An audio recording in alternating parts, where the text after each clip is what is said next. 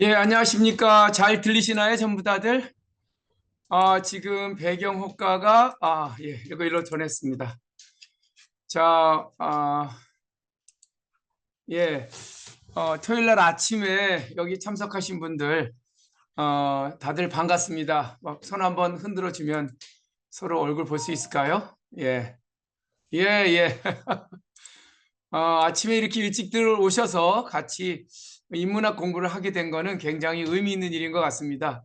여기는 강원도 홍천이고요. 제가 운영하는 석천학당이라고 하는 곳입니다. 그래서 그곳에서 이제 아침 영하 2도라 굉장히 추웠고요.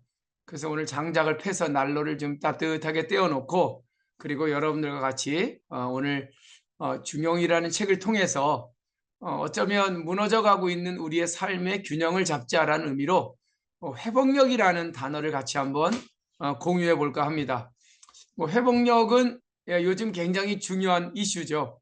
코비드19 이후로 무너져갔던 우리의 일상들이 결국은 끝에 가면 무너질 줄 알았지만 다시 그 회복력을 발휘해서 이제 언제 그런 코비드가 있었냐는 그런 기억의 아련한 저편에 놔두고 편안한 일상을 살아가고 있습니다. 뭐 사회적으로뿐만이 아니라 또 이 자연도 회복력이 있는 거죠. 그러니까 우리가 살고 있는 지구도 피폐해지고 또 인간들이 그 자연에 대한 파괴가 있지만 결국 자연은 시간이 지나면 그 산불도 다시 다 회복이 되고 또 이 오늘같이 이렇게 더웠던 여름도 이렇게 가을 겨울이 되면서 다시 원래의 상태로 회복이 됩니다. 그래서 이 우주는 이 회복력이라는 걸 갖고 있는 것 같아요. 일명 그걸 리질리언스라고 표현하는데 리질리언스 굉장히 중요한 우리의 삶의 단어죠. 정신적으로 힘들고 어려울 때 다시 그 정신의 온전한 상태로 되돌릴 수만 있다면 그분은 회복력이 있는 분입니다. 더 나아가서 육체적으로 힘들고 병이 들었을 때 또 시간이 지나고 좋은 치료를 통해서 회복력을 발휘한다든지 뭐 이런 회복력이라는 단어는 우주가 운행하는 질서이기도 하고 또 우리 인간이 삶을 살아가면서 힘들고 어렵지만 다시 원래 상태로 돌아올 수 있는 힘만 있다면 얼마든지 그의 삶은 의미 있고 아름답다고 할 수 있습니다. 어, 아침에 이제 굉장히 여기는 저 추웠고요. 영하 2도니까 바깥에 그 제가 뽑아놨던 배추가 잠깐 방심하는 탐에 어제 저녁에 안 들여놨더니만 땡땡 얼어버렸어요. 그래서 아침에 배추국을 끓이니까 이게 얼음 배추 끓여보신 적 있나요? 도대체 회복력이 발휘가 안 되군요. 그냥 바로 녹아버리는 상황이 돼버렸습니다. 참. 그래서 오늘은 이 회복력이라는 단어, 글쎄요, 뭐 공부를 하시면서 좀 이렇게 질문할 거나 있으면 이런 걸 좀 해주시기 바랍니다. 어, 인간이 어렵고 힘들 때 이 회복력만 발휘할 수 있으면 얼마든지 인간은 다시 살아날 수 있다. 그런 회복력 센서를 우리는 동양 철학에선 그거를 중용이라고 하는 센서 이름을 얘기합니다. 중용이란 책 들어보셨나요? 뭐 중용하면 대부분들 뭐 이렇게 A도 B도 아닌 중간을 중용이라고 생각하는데 그 중용을 우리말로 번역하면 정확히 무너지고 흐트러지고 넘어졌을 때 다시 원래 상태로 돌아올 수 있는 인간이 갖고 있는 일종의 회복력 센서를 전 중용이라고 정의하고 싶어요. 관계도 마찬가지죠. 뭐 인간과의 관계가 있지만 그것이 멀어졌을 때 다시 회복할 수 있는 능력, 이게 중용의 센서입니다. 또 어떤 분은 이 중용과 중간을 굉장히 그러니까 착각하시는 분이 있더라고요. 뭐 제가 아는 어떤 남자분은 자기는 중용을 지키며 항상 중심을 지키며 산다는 거예요. 그래서 구체적인 예를 들어보라 하고 하니까 그분이 남자분인데 요즘 우리 엄마하고 우리 부인하고 요즘 사이가 안 좋아서 굉장히 갈등을 일으키고 있다. 그래서 나는 중용이라고 하는 일종의 무게중심을 잡기 위해서 엄마가 있는 안방과 부인이 있는 부엌 중간인 요즘 거실에서 이렇게 살고 있다. 이게 중용이라고 얘기하시더라고요. 그거는 중간입니다. 중간. 그러니까 중용은 일종의 굉장히 플렉서블한 거예요. 유연한 겁니다. 그러니까 넘칠 것 같으면 다시 돌아올 수 있는 회복력. 또 무너질 것 같으면 다시 돌아올 수 있는 회복력. 뭐 이런 일종의 계속 무게중심을 잡고 뭐 내 부인이 더 소중하다는 그 상황이 되면 무게추를 그쪽으로 좀 더 옮길 수 있는 게 중용이고요.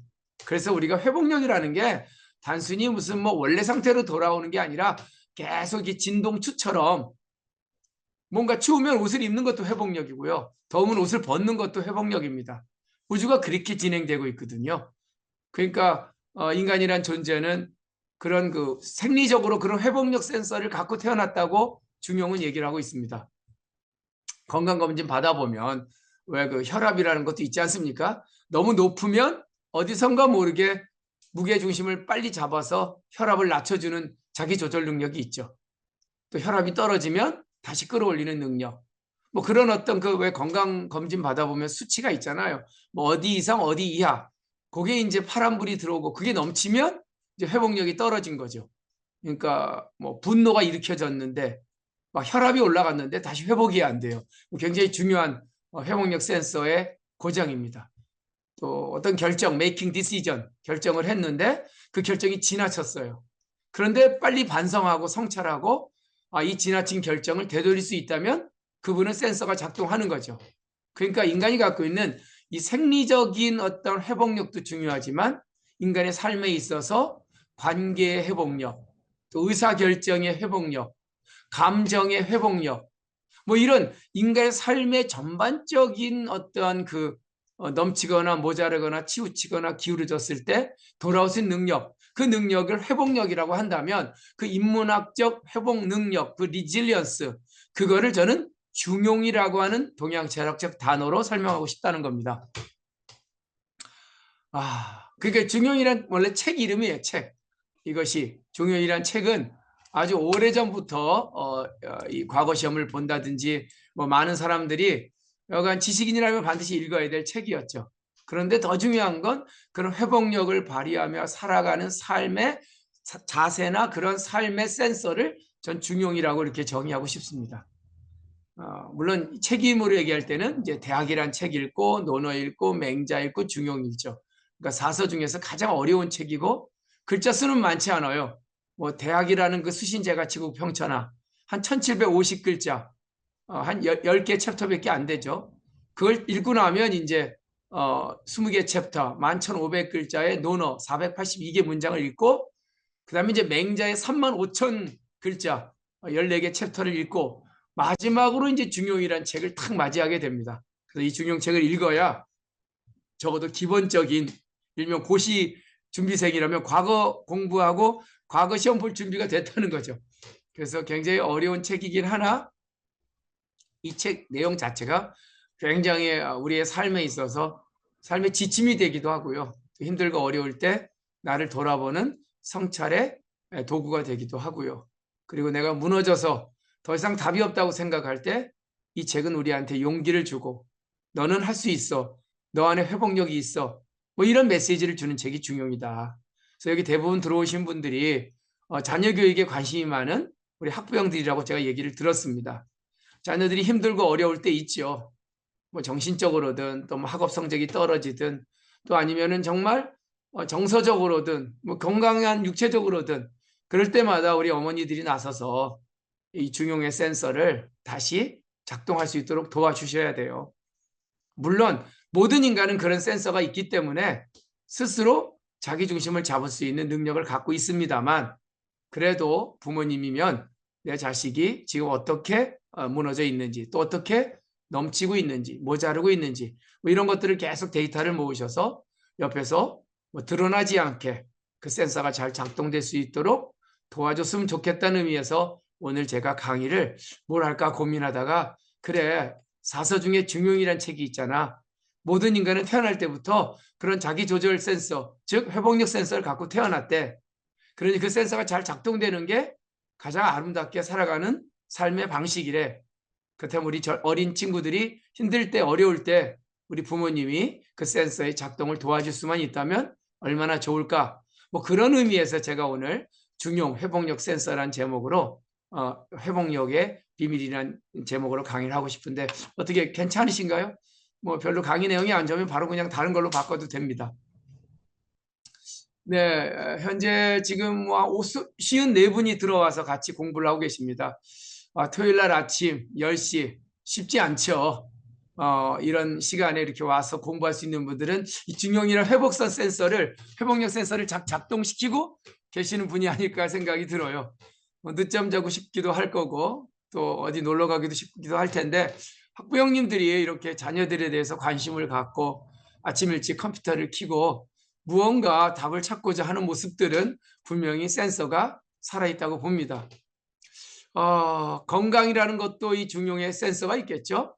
넘치거나 모자르지 않는 뭐 이런 여러 가지 센서가 있는데, 자, 중용의 첫 번째 장을 펼치면 이런 중용의 헌법 세 구절이 나와요. 그 세 구절의 내용은 아마 여러분들이 동의하시든 동의하지 않든 제가 한번 얘기해 보니까 굉장히 중요한 선언입니다. 헌법적 선언.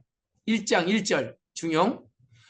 하늘이 인간을 만들어 이 세상에 나오게 할 때 하늘이 갖고 있는 그 위대한 회복력 센서인 천성을 인간에게 부여하고 설계시켜 태어나게 했으니 그것을 천성, 하늘이 준 위대한 회복력 센서 천성이라 한다.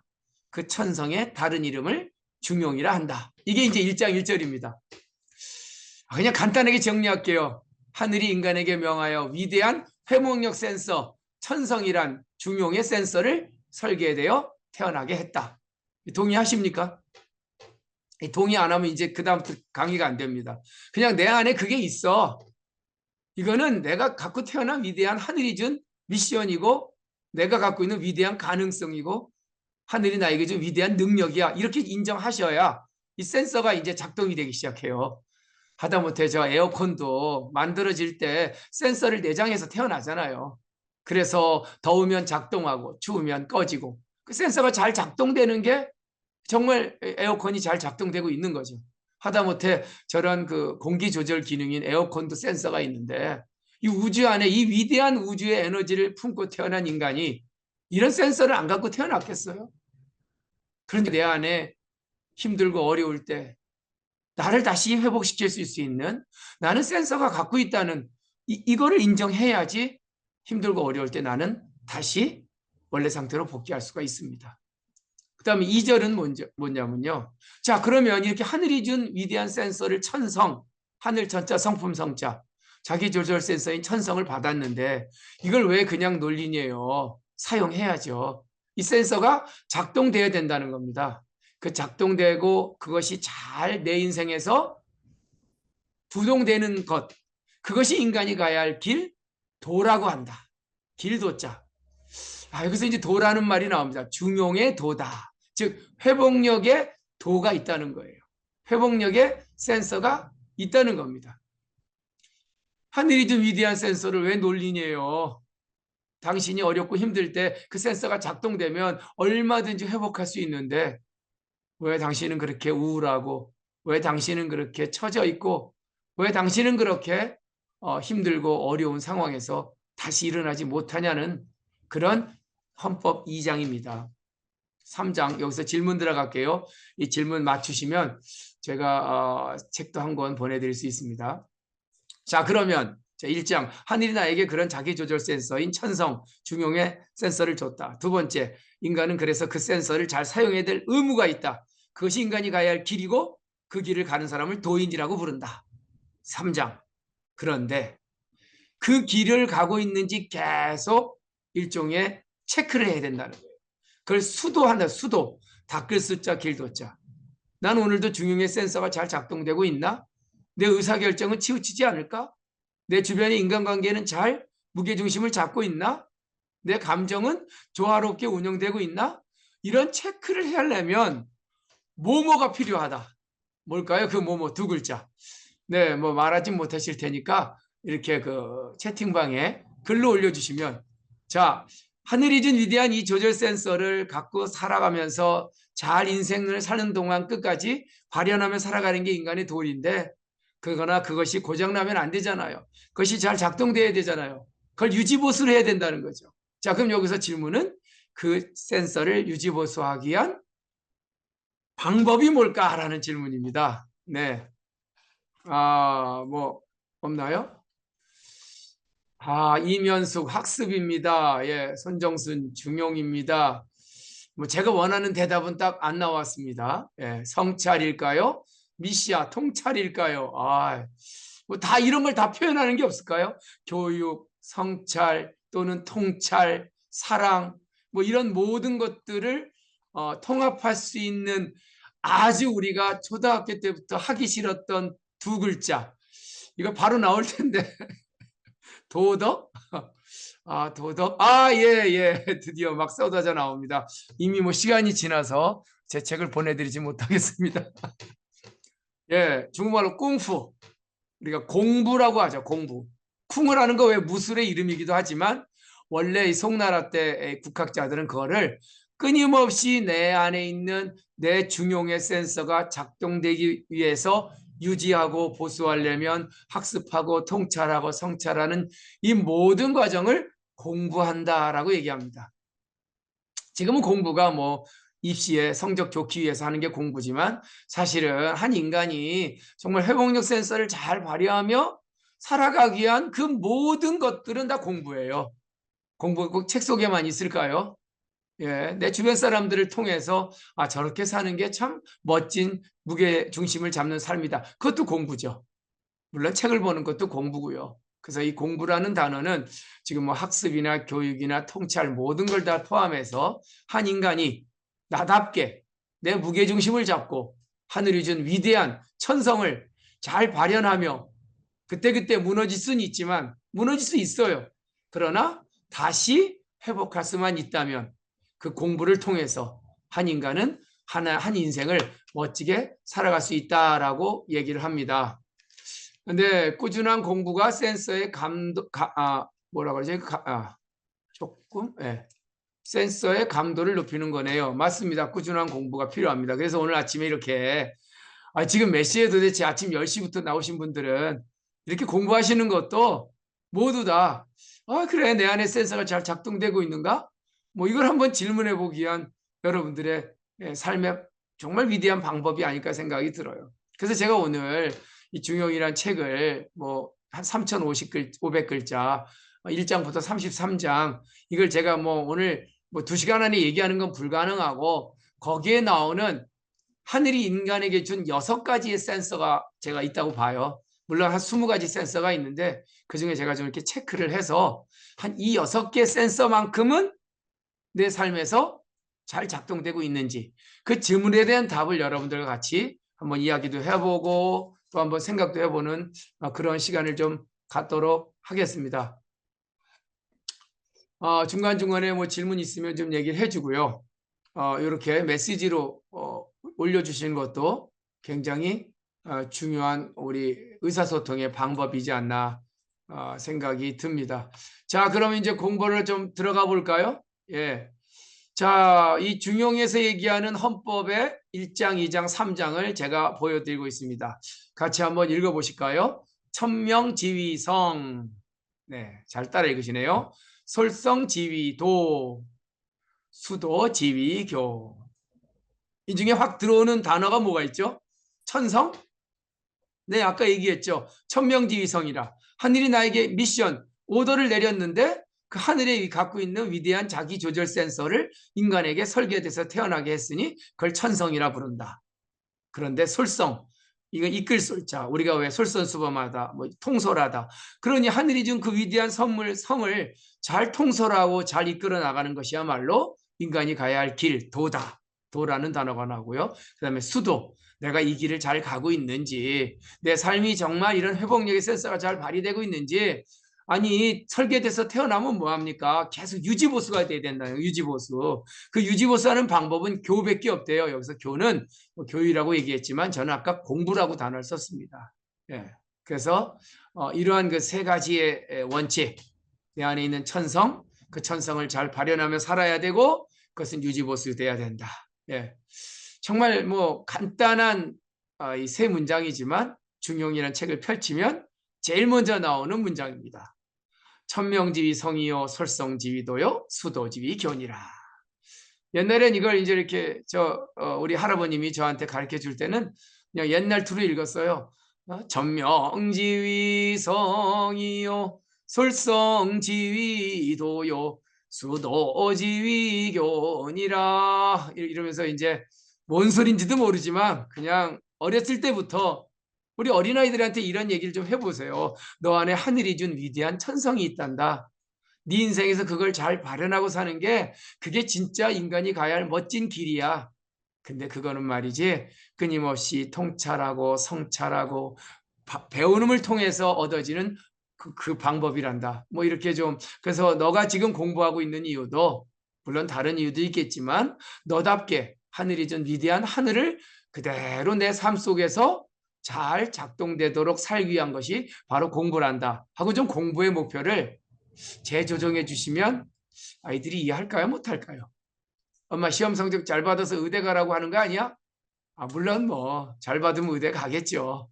그렇지만 그보다 앞서 정말 너 안에 있는 그 귀한 천성을 네 삶에서 잘 발현할 수 있도록 너는 더 배워야 되고 난 아직도 어리석고 더 많은 걸 통해서 너의 수준을 높여야 된단다 하고다 보면 아마 그 아이의 학습 능력은 더 높아지고 그 높아지면 뭐 원하는 뭐 목표를 다 이룰 수가 있겠죠. 그러니까 저는 선후가 중요하다고 봐요. 공부의 목표가 무조건 뭐 좋은 학교 뭐 그런 것이 아니라 정말 너의 인생을 더 기름지고 찰지게 한 것이라고 일단 목표를 우리 부모님들께서 해주시고 그런 목표를 달성하기 위해서 공부하는 거다. 그것이 이제 그 아이에게 어떠한 의미가 부여가 되면 전 학습의 능력은 점점 높아지게 될 거다. 뭐 개인적으로 그런 생각을 하고 있는데 뭐 동의 안 하시겠죠? 아무도 대답이 없는 거 보니까. 예, 좋습니다. 아유.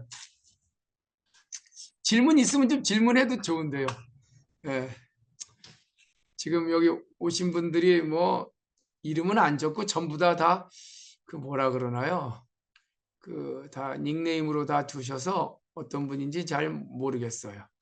그래도 어쨌든 예, 지금 꽤 많이 들어오셨네요. 쉬운 몇 분입니까? 예, 56분이 지금 들어와 계십니다. 예, 그래도 아침에 이렇게 공부하시는 분이 계신데. 자, 그럼 이제 본격적으로 센서 한번 들어가 보도록 하죠. 우리가 갖고 있는 하늘이 준 천성의 센서. 첫 번째는 네, 이 센서 이름을 중화라고 합니다. 중화. 감정의 센서입니다. 이 감정이 이게 회복력이 안 되면 정말 힘들죠. 우리가 슬프고 어렵고 힘들 때 우울한 건 인간이 준 하늘이 준 위대한 센서예요. 그런데 그 우울함과 그 슬픔이 회복이 돼야 되거든요. 근데 그 회복이 안 된 상태에서 정말 마음의 상처를 입고 그 상처가 커져서 커다란 트라우마로 남는다면 이건 센서가 고장이 난 거죠.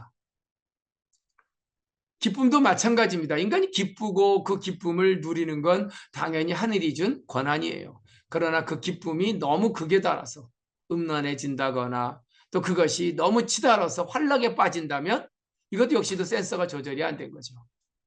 논어에 그런 말이 나옵니다. A불상 낙이부름이라. 공자가 시경이란 책에 그 시들을 평가하면서 한 말이에요. 시경에 나오는 그 수없이 많은 305편의 시들을 한마디로 평가하면 생각함에 사악함이 없는데 그중에 가장 첫 번째 편인 관저장을 내가 평가하건대 사랑은 즐겁지만 그 즐거움이 지나쳐서 음란하진 않고 즉 자기 조절이 되고 애절하지만 그 애절함이 지나쳐서 상처로 남지 않는 그 묘한 중심을 잡고 있는 사랑의 세레나데다라고 공자가 평가한 대목이 나옵니다. 이렇게 우리 인간은 오늘 하루에도 몇 번씩 희노애락의 감정선을 탑니다. 기쁠 때도 있고요. 화가 날 때도 있죠. 즐거울 때도 있고 정말 슬픔에 빠질 때도 있습니다. 그때마다 우리는 그 자체가 나쁜 게 아니에요. 인간이 갖고 있는 하늘이 준 이 위대한 천성 중에 하나는 일종의 감정이거든요. 근데 그 감정이 얼마나 치적절하게 쏴지는가. 마치 올림픽 그 양궁 선수가 내 감정을 탁 쐈는데 화살처럼 그것이 10점 관역에 딱 맞추면 퍼펙트한 중용의 센서가 작동되는 거예요. 그 센서 이름을 중화라고 합니다. 중화. 뭐 중화하면 뭐 떠오르는 게 있나요? 제가 어저께인가 그저께 그저께 제가 평창에 가서 평창 군수님, 그다음에 시의회 의장님, 시의원들, 뭐 각 면장 8개 읍면이라 그러대요. 뭐 용평면, 뭐 평창읍, 대화면, 봉평면, 미탄면, 생각나는 게 대관령면, 뭐 이런 면장님들 다 모아놓고 특강을 하다가 제가 이 얘기를 했어요. 어, 감정의 센서 중화를 들어보셨습니까? 하니까 어떤 면장님 한 분이 들어봤대. 어디서 들어봤냐니까 중화 요리의 중화가 아니냐 이런 얘기를 하시더라고요. 그래서 그 중화 요리의 중화 아니고요. 그 화자는 화려할 화자고 여기서 중화라고 하는 건 가운데 중자에 이 조화로울 화자. 감정이 치우치지 않고 넘치지 않고 자기 중심을 잡고 이렇게 유연하게 하모니어스하게 움직이고 있는 걸 중화라고 합니다. 이거 화학 공부하신 분들은 중화 센서 아실 텐데요. 왜 어떤 화학물질의 독성을 제거할 때 우린 중화라는 단어 씁니다. 중화시킨다 그러죠. 중화시킨다. 제가 이 머리 자르는 미용실 주인은 중화를 바로 아시던데요. 그 파마 끝나고 중화제를 쓴대요. 맞습니다. 그 중화제 맞습니다. 중화제 혹시 어떤 건지 아나요? 제가 물어보니까 파마라는 게 이렇게 왜 물결을 치게 한 다음에 저는 이 파마한 게 아닙니다. 제 원래 머리가 곱슬이고 아침에 머리를 안 감아서 그렇습니다. 어쨌든 이게 뻗치지 않도록 잘 중화시켜주는 약재를 중화제다라고 얘기합니다.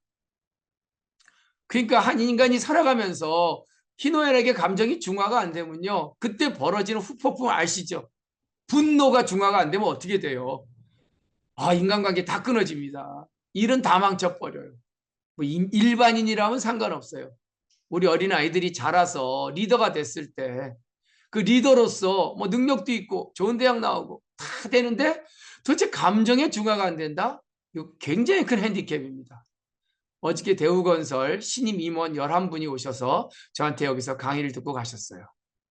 11분을 쭉 모아놓고 그때 사장님하고 같이 제가 강의를 하면서 뭐 물론 이 중용 강의는 아니고 손자병법 강의를 했지만 사장님 앞에서 물었어요. 임원들한테.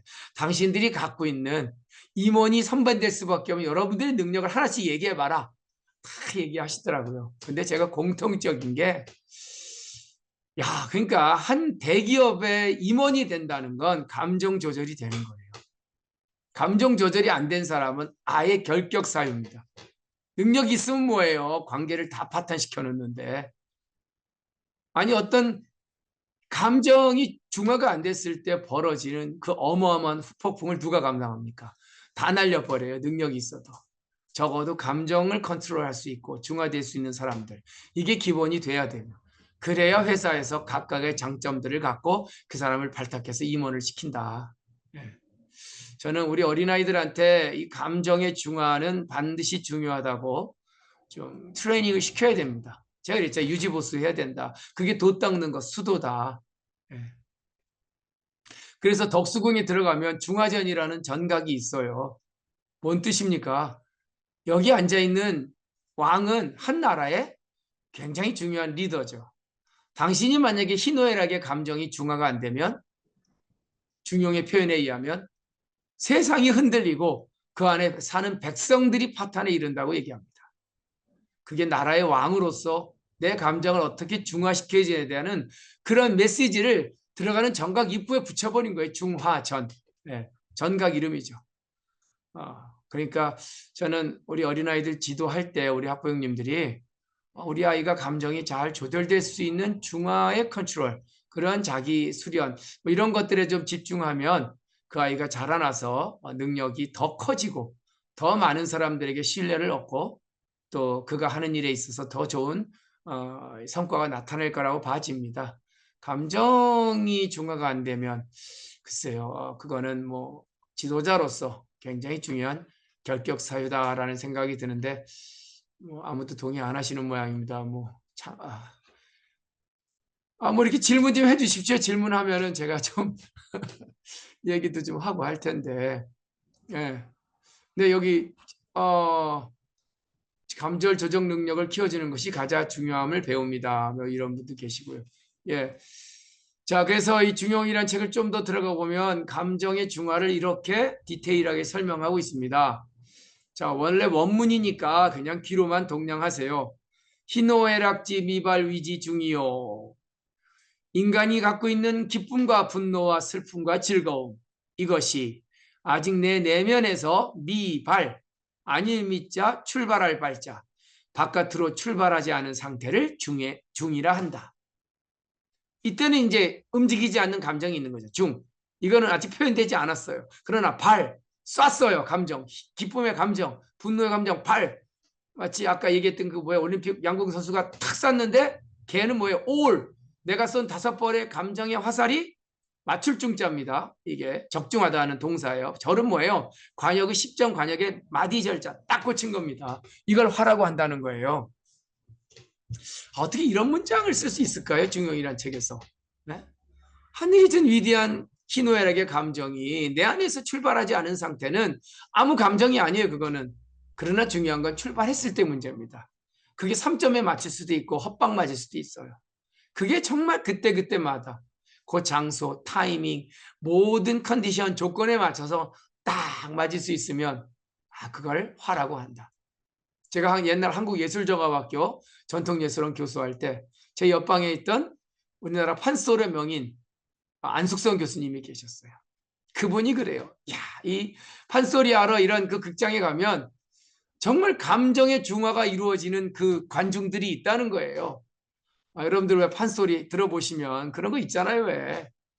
뭐 이렇게 왜 뭐 이때야 춘향이가 옥방에 앉아 그러면 또 그 왜 감정의 중용 슬프다 뭐 이런 그 일종의 뭐라 그러죠? 이 감정의 서로 이렇게 감정을 교환하는 걸 뭐 일명의 그 감정의 교환이라 그러죠. 그렇지, 그렇지, 아이고 뭐 이런 좋다, 잘한다 뭐 이런 굉장히 중요합니다. 우리 부모님들은 그걸 좀 우리 자녀들하고 계속 공감해야 돼요. 잘한다, 예쁘다, 뭐 이런 교감, 예, 교감이라는 단어 쓰셨는데요. 영어로 take turns, 예, 교대로 주고받는 이런 감정의 교감 말입니다. 굉장히 전 중요해요. 잘하면 잘한다고 칭찬해 줘야 되고 그게 아니 뭐 잘하고 난 다음에 한참 지난 다음에 너 그때 잘했어. 이건 칭찬이 아닙니다. 타이밍 놓쳤잖아요. 이거 3점짜리도 안 돼요. 정확하게. 그래서 저는 모든 인간관계에 있어서 제일 중요한 건 감정이라고 봐요. 하다못해 뭐 구내식당에서 밥을 먹어도 맛있다라고 그 조리원한테 한마디 해주는 거 굉장히 감정의 센서가 돌아가시는 분이에요. 이게 감정의 센서가 잘 발동이 안 되는 분들도 참 많아요. 나이 먹을수록 또 직급이 높아질수록 도대체 공감력이 없는 거죠. 남이 아프다 그러면 왜 아프냐 이러죠. 근데 뭐 있잖아요. 왜 그 사극에 보면 아프면 아프냐? 뭐 나도 아프다. 뭐 이런 그 감정의 교감들 이런 것들이 잘 이렇게 이루어지고 있다면 센서가 작동되는 분이고 저는 그게 부모님이 이 센서가 작동되는 걸 보는 자녀들이 그대로 그걸 유전될 거라고 봐집니다. 평소에 집에서 보고 배운 게 없는데 그 감정의 교감을 트레이닝한 게 없는데 그 아이에게 그런 감정이 제대로 발휘된다는 거 쉽지 않아요. 공부해야 됩니다. 그랬잖아요. 아까요. 이 하늘이 준 위대한 센서가 작동되려면 계속 공부해야 된다고. 공부라는 게 책 속에 있는 건 아니라고요. 부모님들이 하는 모든 행동들은 다 공부입니다. 자녀들은 그대로 봐요. 그걸 그대로 자기의 삶에 반영시킵니다. 그렇다면 뭐 감정의 센서가 이러니 너는 이렇게 하라고 할 필요 없어요. 이 방송 이거를 들으시는 우리 부모님들이 스스로가 자기의 삶 속에서 이 감정의 희노애락의 이런 회복력과 굉장히 중요한 센서의 작동을 보여주신다면 그 가정에서 크는 아이들은 반드시 이 센서가 삶에 그대로 구현이 될 거다 이런 생각을 전 굉장히 해봅니다. 오늘은 딱 6가지만 마음에 새기자고요. 나는 지금 내 오늘 토요일, 일요일 이 주말을 보내면서 내 희노애락의 감정의 센서가 잘 작동되고 있는지 한번 체크해 보세요. 그래서 자녀들 데리고 외식할 때도 서빙하는 아줌마에게 어머 고마워요 이런 센서 한번 좀 작동시켜 보세요. 끝나고 나가면서 잘 먹었습니다 하고 인사하는 센서들 그게 그대로 보인대도요. 저는 그래서 그러한 그 삶의 끊임없는 수도라는 게 무슨 산에 가서 면벽하고 돛 닦는 게 수도가 아닙니다. 나의 삶과 일상 속에서 나라는 것이 얼마나 하늘의 뜻에 부합되며 살고 있는지 그거를 끊임없이 질문하고 수정하고 성찰하고 그거를 재해석하는 게 수도예요. 그러니까 저 먼 곳에 있지 않아요. 진정 위대한 삶은 오늘 하루 나의 삶의 일상에 이 위대한 수도의 본질이 있다. 자, 두 번째 센서는 시중이라는 센서인데, 또 이 시중하면은 뭐 여러 가지 뜻이 있지만 때시자의 가운데 중자. 즉 하늘이 준 위대한 센서 두 번째는요, 타임리하다 그러죠. 시의 적절해야 합니다. 때시자 가운데 중자. 타이밍이 놓치면 안 돼요. 그러니까 지금 6가지 센서가 다 개별의 센서이긴 하지만 통합적으로 같이 움직인대도 얘기해요. 한 인간에게 삶에 있어서. 그러니까 때라는 게 뭐야 이게. 잠잘 때가 있고요. 잠자야 될 때 잠 안 자고 유튜브 보는 건 시중 아니죠. 센서 고장난 겁니다. 요즘 뭐 많은 분들이 코가 깨진 분들이 많아. 왜 깨졌냐 그러니까 잠자야 될 때 누워서 그 무슨 그 핸드폰 보다가 그거 떨어져서 코 깨졌다 그러더라고요. 이 시중에 센서가 고장난 겁니다. 저녁에 잠을 자야 될 땐 잠을 자는 게 시중이다. 예. 공부해야 될 땐 공부하고요. 자녀와 놀아줘야 될 땐 같이 놀아주는 게 시중입니다. 부모가 물론 돈 벌려고 힘들죠. 그러나 내 인생에서 그 시기가 있잖아요. 지금은 나 아이와 함께 해야 된다. 그랬을 때 그 아이와 더 가까이 가고 그 아이의 삶을 옆에서 온전하게 잘 갈 수 있도록 지켜봐 주는 것도 시중입니다. 그러니까 시중이라는 건 굉장히 유연하고 굉장히 상황에 대한 데이터 인식 능력이 있어야 돼요. 지금 내가 뭐 해야 될 때지? 영어로 first. 무엇이 우선순위인가? 대학에도 나와요. 사유종시하며 무류본말하며 사유종시하니 지소선이면 직분도인이라. 모든 만물은 근본과 말단이 있고 어떤 사건이든 시작과 끝이 있다는 거예요. 그러니 무엇이 먼저고 무엇이 나중인지 그게 아는 게 정말 도에 가깝다라고 대학이란 책에도 나옵니다. 그러니까 중용에서 얘기하는 굉장히 중요한 시중의 센서는 지금 여기에 이 상황에서 나는 무엇이 이 상황에 가장 합당한 무게중심이고 결정의 기준점인가를 찾아내는 거예요. 저는 오늘 토요일 오전이지만 사실 제 시간을 갖고 싶었지만 뭐 이런 강연 요청이 왔을 때 고민을 했죠. 해야 될까 말아야 될까. 그래 뭐 이런 강의는 제가 처음 해보죠. 학부형들이 얼마나 자녀들에 대한 열의가 있으면 토요일 아침에 공부를 해? 과연 몇 분이나 들어와서 공부하지? 뭐 이런 걸 한번 보고 싶었던 거죠. 나름대로 저는 시적절하게 결정했다고 봐집니다. 추우면 불 때는 게 굉장히 중요한 시중이고요. 그러니까 우리가 뭐 유교, 중용은 유교의 텍스트지만 유교하면은 이게 그냥 굉장히 그 고정된 가치, 대의명분을 중요시 여기는 철학이라고 하는데 그거는 유교의 본질하고는 좀 거리가 멉니다. 제가 성균관 교육원장도 역임을 했었고요. 성균관은 뭐 제가 평생 활동했던 근거지인데 유교가 갖고 있는 원래는 시중이에요, 시중. 뭐 제사를 어떻게 지나고 뭐 남자는 어떻고 여자는 어떻고 하늘과 땅, 뭐 산업공상, 직업 이거는 유교의 근본 논리가 아닙니다. 이건 뭐 괴물이죠, 괴물. 어떤 이상한 아주 뭐 가문 좋은 남자가 만들어낸 유교의 일종의 날조입니다.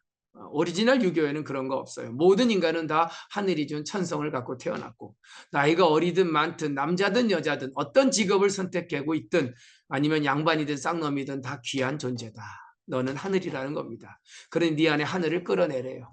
그것이야말로 군자가 되는 길이고 그걸 끌어내지 못하면 소인이 된다는 겁니다. 그러니까 군자와 소인은 능력과 무능력이 아니에요. 양반과 쌍놈이 아닙니다. 내 안에 있는 위대한 하늘이 준 천성을 끌어내며 사는 게 군자예요. 학벌하고는 상관없습니다. 저 시골에서 농사 지는 할머니가 오히려 군자인 경우가 많아요. 때를 보고 알거든요. 농사철에 어떻게 해야 될지. 오히려 많이 배운 사람 중에 소인들이 많습니다. 상황 판단을 못해요. 왜 초등학교 동창회 가서 내가 누군데라고 얘기를 합니까? 시중. 그때는 아니죠. 그때는 그냥 친구로서 만나야지. 어깨 힘주고 친구들이 다 도망가죠. 그러니까. 이게 도대체 상황 판단이 안 되는 거죠. 그때가 어떤 때인지 모르는 거죠. 논어에 보면 효도에 대한 얘기가 나와요. 효도가 뭡니까? 라고 질문하면 많은 분들이 자식이 부모에 대한 일방적 희생과 헌신 이게 어떻게 효도입니까? 이게 엽기지. 효도는요 시적절해야 합니다. 마치 우리가 왜 전설처럼 내려오는 무슨 뭐 뭐죠? 뭐 부모님이 돌아가시면 3년간 염악살이를 하면서 거기서 아침 저녁으로 상식 올리고 이런 말 없습니다. 무슨 뭐 부모님이 아프시면 뭐 손가락 깨물어서 피를 내서 약에다 섞으면 뭐 벌떡 일어나신다. 이게 엽기가지, 이게 엽기지 어떻게 효도입니까? 논어에 보면 효에 대한 아주 자세한 얘기들이 나와요. 맹무백이란 공자의 제자가 효를 물었을 때 공자는 아주 심플하게 대답합니다. 효는 말이지 안 아픈 게 효야. 왠지 알아? 부모는 자기 자식 아픈 걸 제일 힘들어 하시거든. 그러니까 그 아팠던 제자, 매일 병약했던 제자가 효가 뭐냐고 물었을 때 시중, 너의 지금 상황에서는 안 아픈 게 효라고 얘기를 해요. 그렇잖아요. 자식 아픈 걸 부모가 제일 힘들어하지 않나요? 나 아픈 건 견딜 수 있어도 내 자식 아픈 거 그거 힘들기 어려워요. 견디기. 두 번째 또 효를 물어요. 어떤 친구가. 효가 뭡니까? 자유. 그때만 딱 그래요. 야, 너 맛있는 거 있는 거 그거 뭐 어머니한테 아버지한테 주는 게 효라고 생각하니? 너 그게 효라고 정의하면 말이지. 네가 키우는 애완견한테 맛있는 거 주는 것도 효겠다. 물질적으로 봉양하는 것도 효지만 어떻게 봉양하느냐가 더 중요해. 어떤 마음으로 주는 게 더 중요해. 공경할 경, 공경응심 없이 물질적으로만 봉양하는 건 효가 아니야. 애완견한테 주면서 공경하지는 않잖아요. 자기 부모한테 용돈 주면서 왜 많이 쓰냐고 투덜거린다든지, 시골에 있는 부모님이 왜 아파갖고 왜 어디 가끔 나가면은 혹해갖고 뭐 온돌 찜질 뭐 찜질료 하나 사갖고 오시잖아요. 카드 긁고. 그것도 그렇게 소리를 질러요. 왜 쓸데없는 거 사다 놓냐고. 아파봐요. 아프면 다 귀에 들어와요. 저거 누우면 내 아픈 거 사라진다는데 안 사겠어요? 그런 거 배려해주고 그런 거 소리 안 지르고 이해해주는 게 효라는 거예요. 또 어떤 친구가 물어요. 효가 뭐냐고. 공자는 간단하게 대답해요. 부모님한테 표정 관리하는 게 효야. 밖에서 힘들다고 부모님한테 그 표정 그대로 보이면 그게 자식으로서 할 도리냐? 자, 그러니까 논어의 효가 뭐냐고 저한테 묻는다면요. 효는 아픈 놈은 안 아픈 게 효고요. 불경한 놈은 공경하는 게 효고요. 밖에서 화났는데 집에 와서 투덜대는 놈은 제발 좀 부모님 앞에서 표정 관리하는 게 효다. 시중 그때그때 맞춰서 지금 내가 저 부모님이 과연 어떻게 할 때 가장 행복해 하실까? 그 답을 찾아내는 게 효라는 것이 유교의 시중입니다. 시중. 오늘 아침 토요일 날 아침에 이렇게 공부하는 방에 들어와서 공부하는 것도 굉장히 시중의 도를 아시는 분입니다. 예. 그러니까 이 시중이라는 건 뭐 이 사람이라는 게 시기적으로도 그때그때 할 때가 있어요. 또 내 삶에 있어 오늘 우선순위가 이때도요. 성공하는 사람들의 7가지 습관 책을 읽어보세요. 무엇을 먼저 할지 우선순위를 알아야 성공한다고 하잖아요. 근데 사람들은 경중을 몰라요. 무엇이 가볍고 무엇이 중요한지. 아니 하찮은 걸 왜 우선순위에 두고 왜 중요한 건 저 나중에 순위에 두는지라고 탄탄하는 게 맹자의 이야기에 나옵니다. 자, 여기 계신 분들이야 다 우선순위를 아는 시중 making decision. 지금 이 순간 나는 어떻게 결정할 거냐는 그 결정의 센서를 잘 갖고 계신 분이다. 라고 봐도 될 듯 합니다. 62분 들어와서 같이 공부하고 계시네요. 좋습니다. 세 번째, 이 센서 이거 어렵습니다. 신독이라는 센서인데 신독. 삼가 신자의 홀로 독자. 사실은 감정의 센서 중화도 어렵지만 상황의 센서, 우선순위의 센서, 시중도 어렵지만 야, 남들이 안 볼 때, 남들이 듣지 않을 때, 나 홀로 있을 때 나에게 진실하고 나에게 정직할 수 있는 이 센서가 작동되고 있다? 난 되고 있다? 손 들어보세요. 나는 누가 보든 안 보든 나 혼자 있을 때 나에게 진실하고 나에게 정직한 이 신독의 센서가 작동되고 있다? 있으십니까? 손 없으세요? 이거 들을 수 있으면 대단한 분입니다. 쉽지 않아요. 쉽지 않아요. 왜냐하면 남들이 안 볼 때 사람들은 무너지거든요. 그래서 이것이 작동되면 정말 남의 평가와 남이 갖고 있는 칭찬에 비난하지 않고 비난에 연연하지 않고 자기 중심을 잡고 살아가는 굉장히 중요한 군자의 삶이 될 수 있다는 겁니다. 이 신독이라는 것이 남들이 안 볼 땐 좀 무너지죠. 근데 희한하죠? 정말 남들이 안 볼 때 정직한 사람은 뭔가 좀 달라요. 이렇게 보면. 그 학당 근처에 음식점을 하시는 분이 있는데 그분 집에 가면 이상하게 음식이 맛있어요. 뭘까? 제가 이렇게 관찰을 해봤는데 이분은 모르겠어요. 뭐 배운 건 얼마 배우셨는지 모르겠어. 저 충청도 영동에서 시집 오신 아주 순박하신 분인데 참 진실하신 것 같아요. 집에서 키운 채소로 요리를 하고 남들이 안 볼 때 정말 최선을 다해서 요리를 준비를 하시는 거죠. 뭐 돈을 벌기 위함도 아니고 뭐 물론 뭐 돈을 버는 게 장사 욕심이긴 하지만 그러나 오늘 내가 이 만드는 이 음식과 반찬이 오늘 오는 손님한테 얼마나 맛있었으면 좋겠다. 이 마음 하나만을 믿고 만드시는 거죠. 희한하죠? 남들이 안 보고 안 들을 때 그때 정성을 다해서 만든 음식은 왜 먹어보면 그 정성의 그 에너지가 느껴지는 게 뭘까요? 도대체 뭘까요? 저는 그걸 믿어요. 만약에 여러분들 자녀들이 참 인생에서 성공을 한다면 뭐 다른 여러 가지 이유도 있겠지만 정말 남들이 안 보고 안 들을 때 자기 자신에게 최선을 다한 친구들일 거예요. 스티브 잡스도 그랬거든요. 남의 칭찬과 비난에 연연하지 말고 follow your mind. 너 안에 있는 마음의 소리를 들어라. 그 소리에 합당한 삶을 살아야지 왜 남의 소리에 귀를 기울이며 거기에 합당한 삶을 살아가느냐라고 스티브 잡스도 얘기를 해요. 젠슨 왕도 10살 때 미국으로 유학 가서 엔비디아를 창설하기 전까지는 정말 이민자로서 고통이 많았다고 하더라고요. 그래도 난 젠슨 왕이라는 이 엔비디아 시가총액이 지금 우리나라 모든 기업의 시가총액의 2배 반입니다. 6,500조라 그러는데 이 젠슨 왕이 저는 정말 이렇게 보면 느껴져요. 정말 얼마나 자기 자신에게 신실한 사람인지. 그러한 모습 속에서 성공이라는 게 단순히 뭐 수학이나 영어나 뭐 이런 암기를 잘해서 되는 게 아니라 정말 감정의 센서가 잘 돌아가고 있고 지금 내가 해야 될 우선순위를 잘 정하고 있고 그리고 내 안에 있는 내면의 목소리에 집중해서 그 목소리에 귀를 기울이며 나에게 떳떳하고 진실한 삶을 살아가고 있다. 라면 저는 분명히 성공하는 아이들이 될 거란 생각이 듭니다. 뭐 여기를 들으시는 대부분들이 다 학부형들이시니까 자녀를 키울 때 뭐 이런 어떤 그 점에 좀 집중해서 그렇게 삶을 좀 유도해내고 그렇게 사는 아이의 모습에 응원하고 칭찬하고 붙돋아 준다면 그 아이가 그렇게 자라나는 계기가 될 거라고 저는 개인적으로 생각이 듭니다. 야, 다 필요 없어. 그냥 열심히 시험 공부해서 뭐 1등 하면 돼. 아시잖아요. 그게 아니라는 거. 앞으로 미래엔 더욱더 그게 아니라는 거 아마 부모님들이 더 잘하실 것 같아요.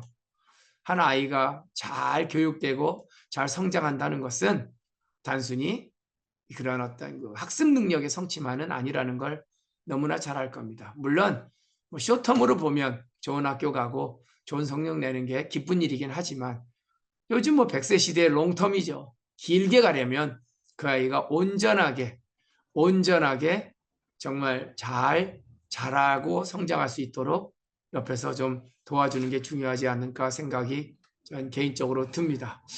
어떻게 지금 뭐 3가지 센서 했는데 어떤 센서가 제일 어려워요? 예? 개인적으로. 뭐 시중도 어렵다.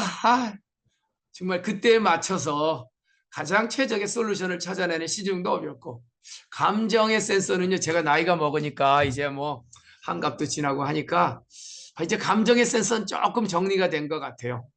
그게 그렇게 뭐 격하게 1년에 한 번인가 어쨌든 잘 나타나진 않아요. 근데 신독은 여전히 이게 아시리어스한 고민입니다. 신독은 때로는 내가 참 나를 돌아봤을 때 참 야, 그건 아니잖아 라고 할 때도 있어요. 물론 성찰을 합니다. 그래, 이런 나는 아니잖아. 때로는 남의 말에 귀를 기울이기도 하고 거기에 마음이 흔들리기도 하죠. 남한테 잘 보이려고 또 잘 보이려고 하는 것에 속에서 또 내 온전한 나를 잊고 사는 경우도 있습니다. 뭐 그것이 인간이죠. 그러나 중요한 건 회복만 할 수 있다면 회복만 할 수 있다면 결코 문제는 아닐 거다라는 생각이 들어요. 예, 인간 본성상 불가능하다. 아니 본성이 가능하다고 했는데 불가능하다고 하면 뭐 아니 수업에 초치시는 분 누굽니까 도대체. 인간 본성상 불가능하다. 본성상 가능한데 태어날 땐 가능하다고 태어났는데 이게 공부를 안 해서 괴물이 된 거지 원래 괴물은 아니었다. 유지보수가 안 된 것뿐이지 이렇게 얘기를 하셔야 되지 않나. 네, 모든 사람들에게 중요한 말씀을 해주시네요. 눈앞에 보이는 현상에만 너무 집착하는 경우가 많아요라고 또 글을 남겨주신 분도 있습니다. 네, 눈앞에 보이는 게 다가 아니라는 거. 보이지 않는 저 너머, 비욘드라 그러죠. 저 너머의 세계를 볼 줄 안다면 정말 탁월한 해안을 갖고 있는 분이다라는 생각이 들어요. 오늘 아침에 6가지 센서 뭐 머리로 알고 암기하는 거 중요한 거 아니고요. 주말 이틀 보내실 거 아닙니까? 이 주말 동안 시중, 신도, 중화 이 센서들이 얼마나 잘 작동되고 있는지 한번 수도하는 마음으로 주말을 보내보시면 어떨까라는 제안을 드리고 싶습니다. 자, 네 번째 센서 들어가 볼까요? 네 번째 센서는 뭐죠? 신독에 대한 디테일인데 뭐 이거는 뭐 유명한 거니까요. 계신호 기소 부도하고 공고 기소 불문이니라. 남들이 보지 않고 남들이 듣지 않는 곳에서 더욱더 삼가하고 더욱더 두려워해야 한다. 막혀온 호은하며 막혀온 홈이 하나니 남들이 보지 않은 은밀한 곳보다 더 잘 드러남이 없고 남들이 보지 않은 미세한 곳보다 더 확연한 것이 없나니 고로 군자는 신기독이 아니라 그러므로 군자의 삶은 남들이 보지 않는 나 홀로 있을 때 내 내면의 소리에 더욱더 진실해야 하느니라. 이 중용이라는 책에 나오는 이 신독에 대한 부연 설명입니다. 자, 네 번째 센서로 들어가 보죠. 자득의 센서. 자득 들어보신 분 계시나요? 예? 중화하니까 중화열이 나왔고 자득하면 또 자업자득 나오시는 분 있습니다. 예, 자업자득 아니고요. 이 자득이라는 건 스스로 자자의 얻을 득자입니다. 내 스스로 내가 처한 상황에서 그 상황에 가장 합당한 내 삶의 방식을 찾아내 얻어내는 것, 이게 자득입니다. 그냥 간단히 얘기하면 내가 처한 리얼리티, 이 현실 속에서 가장 합당한 내 삶의 방식을 찾아내는 게 자득이라는 거예요. 이 말의 뜻은 인간은 자기가 기대하는 대로 되지 않는다는 겁니다. expectation이라고 그러죠. 내 기대치라는 게 있어요, 항상. 내 자식이 공부를 이만큼 했으면 좋겠고 이렇게 좋은 학교에 들어갔으면 좋겠고 근데 그게 되던가요? 되면 뭐 세상은 다 기대치 갖고 살게요.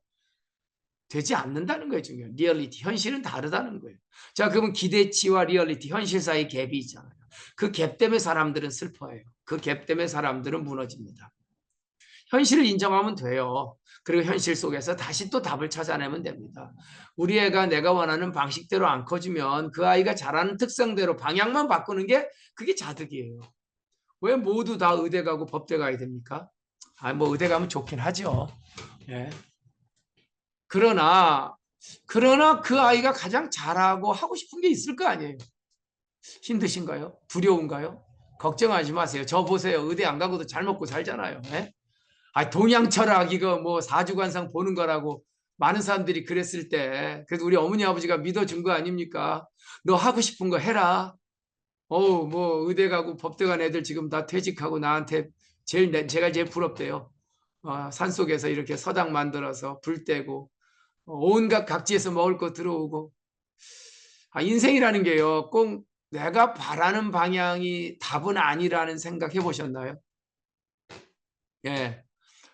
어쩌면 왜 가끔 가다 보면 내가 정말 잘 가는 단골집이 있는데 가니까 딱 문이 닫혔어요. 얼마나 이거 화가 납니까? 이 먼 길을 단골집에 왔는데 당연히 열려 있어야 되는데 할 수 없이 근처에 다른 집을 들어갔는데 웬걸요? 오히려 그 집이 더 맛있고 더 마음이 행복할 때 없나요? 세상은요, 내가 원하지 않는 기대와 다른 곳에서 새로운 기쁨을 만나는 경우가 굉장히 많았어요, 저는. 여러분들도 그렇지 않았나요? 세상이 어떻게 다 기대치라는 거, 그거 어쩌면 함정이에요. 그 기대치가 내가 만든 것도 아니고 남들이 좋다고 하는 걸 내 기대치로 잡거든요. 다시 원래 상태로 돌아오면 오늘 내가 원하는 그 집에 안 가고 다른 집에 들른 게 오히려 인생이 더 행복할 수가 있다.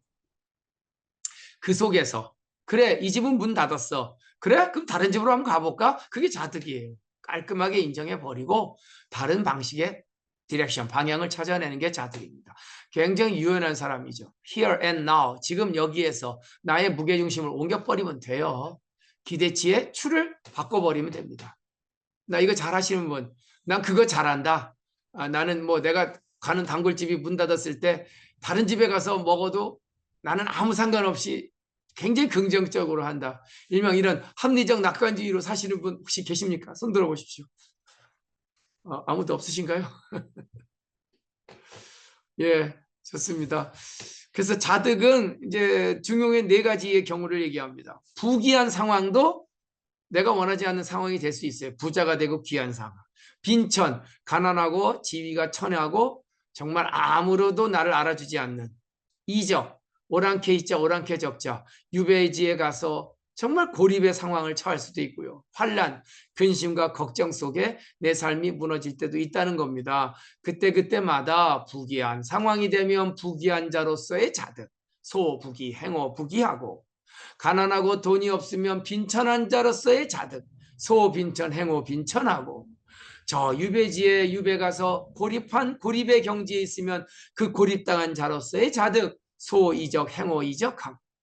근심과 걱정을 맞이하여 환난을 당했으면 환난을 당한 자로서의 자득, 소환난, 행오환난이니 군자는 거의 사명이라.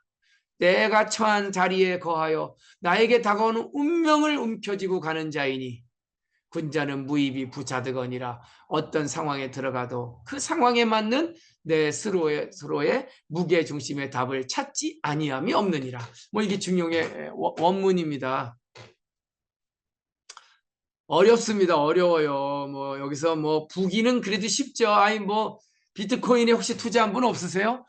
갑자기 돈이 벌리고 갑자기 뭐 출세를 했는데 거기서 자득하긴 쉽진 않겠다 그래도. 요즘 보면 제가 만나는 부자 중에 돈은 많다고 하는데 도대체 부귀한 자로서의 자득은 아니야. 이거 뭐 꼭 뭐 계산할 때 되면 신발끈 매고 있고 돈 있다라고 자랑만 하고 이게 카드는 안 꺼내고 이 자득이 안 되는 거죠. 부귀한 자가 되면 부귀한 자의 자득은요. 우리 석천학당에 오시는 돈 있는 분들 항상 그 밥 잘 사시는 분. 이게 자득입니다. 멋지게 자득하시는 거죠. 뭐 돈이 없어서 못 사는 거야. 뭐 상관없어요. 아니 뭐 살만한데 사는 건 자득이 되는 거예요. 빈천, 가난하고 힘들게 됐어요. 뭐 그것도 내 인생이에요. 제가 아침마당에 목요 특강 나갔을 때 옛날 이금희 아나운서 있는데 아마 목요 특강 생방송 6회 출연 아마 제가 최다 출연일 거예요. 그때 제가 생방송 중에 이 얘기했다가 방송사고 한번 난 적이 있어요. 가난하고 돈 없다고 인생 돈이 없지 가오가 없나요? 내 주머니에 1,000원이 있다고 주눅 들지 마세요. 1,000원 들고 천국 가는 방법이 있습니다. 다들 눈이 휘둥그레 쳐다보는데 내가 1,000원 갖고 천국 가는 방법 김밥 천국 그랬다가 아주 그냥 방송사고가 났어요. 예. 지금은 3,500원 있어요. 천국 갑니다. 김밥 천국 이 동네 가니까 3,500원이더라고요.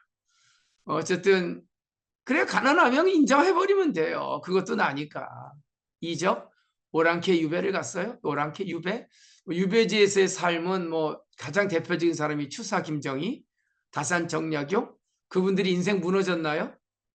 거기서도 합리적으로 자기 답을 찾아 나갔던 자득 아니에요?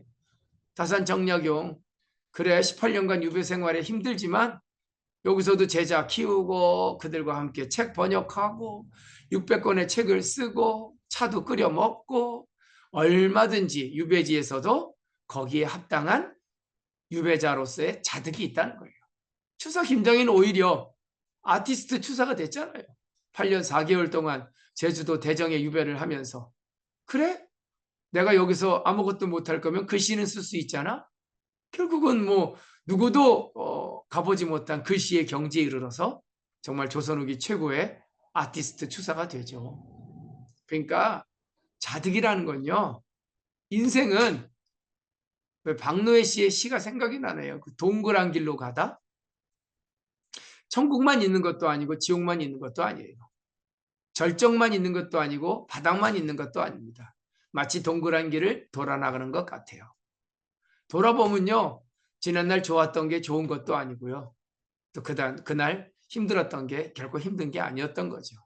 그러니 이 세상 살면서 뭐잘 된다고, 뭐 안 됐다고, 기대치대로 됐다고, 현실이 다르다고 일희일비하지 말고 그냥 동그란 길로 돌아 나가는 것처럼, 나 그 마지막 구절 있죠. 왜? 어떤 순간에도 인간의 위험을 잃지 마라. 예.